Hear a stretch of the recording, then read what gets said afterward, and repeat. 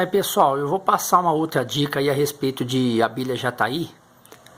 Para quem quer ter um enxame bom aí, um enxame forte mesmo, aí eu vou dar umas dicas para vocês aí.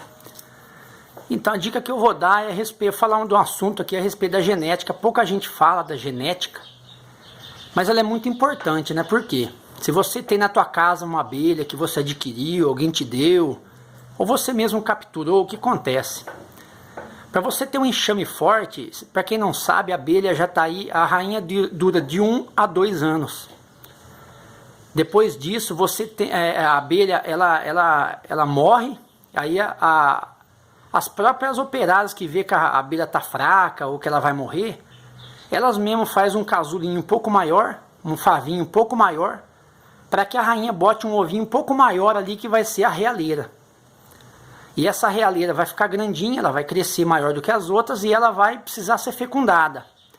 E para quem não sabe, a abelha jataí ela não vai ser fecundada por um macho da própria caixa. Será um macho de outro enxame próximo, né, da abelha. Aí o que entra a questão da genética? Se você tem na tua casa, por exemplo, você faz muito, por isso que eu não sou muito a favor de divisão de enxame, porque o que acontece? A divisão de enxame vai te levar a você ter abelhas jataí, tudo parente. É a mesma, vou dar um exemplo para você, a questão da genética, é a mesma coisa de você, né, casar com a tua irmã, com a tua prima, né, é muito parente próximo, não pode, não pode. Então a abelha jataí é a mesma coisa. Se você ficar tirando, fazendo divisão e só abelha parente, o que acontece? Essas abelhas serão muito fracas, suscetíveis a pragas, e com o tempo, decorrer de alguns anos aí, pode ser que venha até se extinguir.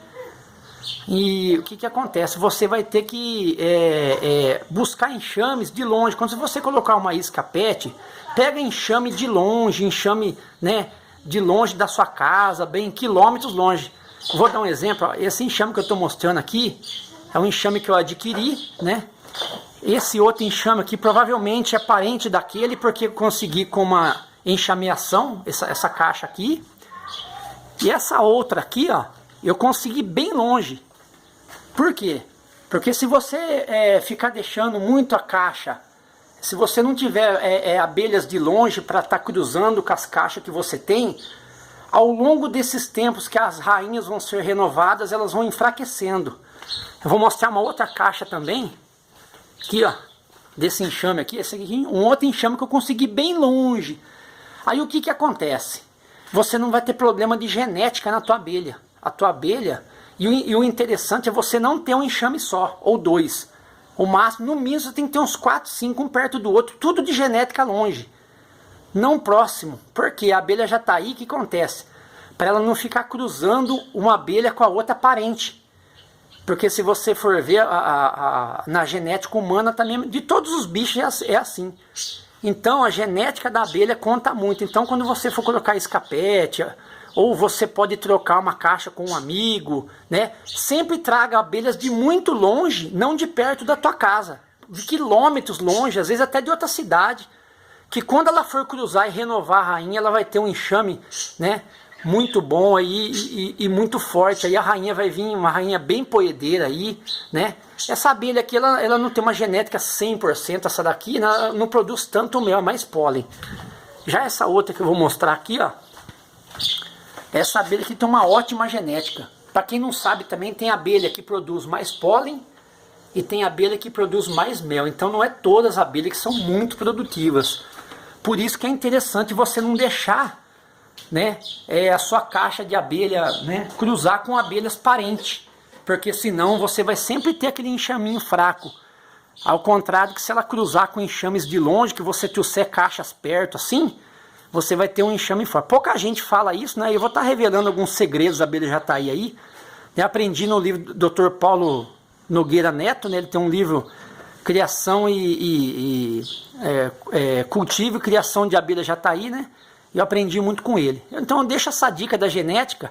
Busque ao máximo, quanto mais longe você colocar a tua isca PET, às vezes até em outra cidade, escondidinho, lá você vai ter, né?